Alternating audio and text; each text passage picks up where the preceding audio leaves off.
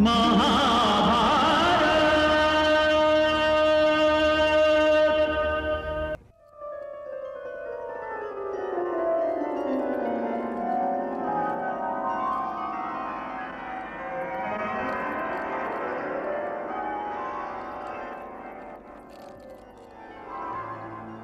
मत्स्य नरेश, आपके विचार में ये युद्ध जीतने का क्या उपाय है?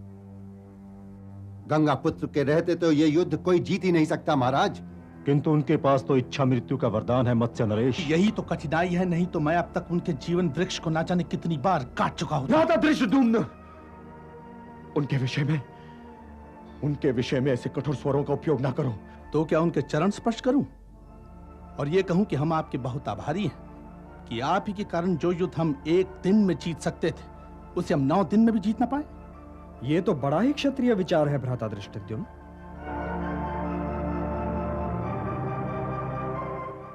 क्या आप ये कहना चाहते हैं कि मैं जाकर उनके चरण स्पर्श करूं? उन जैसे महात्मा का चरण स्पर्श तो बड़े सौभाग्य की बात है ना राजकुमार।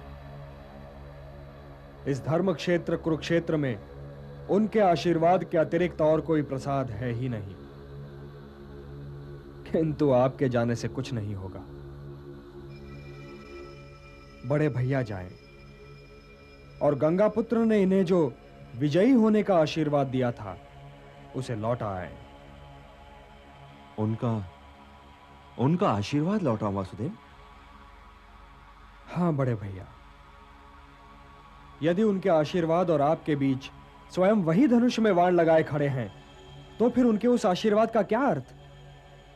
भूखे के सामने सोने की थाली किंतु रिक्त। भूखा क्या थाली खाएगा बड़े भैया?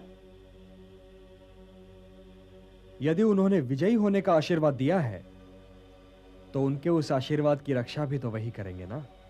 किंतु माधव, पार्थ, किसी किंतु का तो प्रश्न ही नहीं उठता। वे जानते थे कि इस धर्म युद्ध में वे तुम्हारे विरोध में युद्ध करेंगे।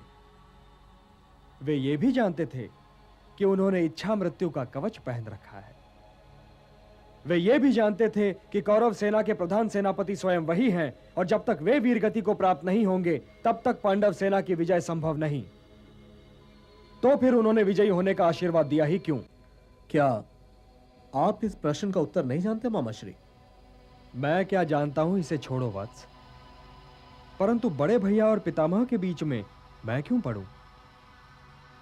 ये तो पौत्र और पितामह की अपनी व्यक्तिगत समस्या है, तो ये तो बड़े भैया जाने और पितामह जाने। बड़े भैया, आप चाहें तो पार्थ को भी साथ लेते जाइए।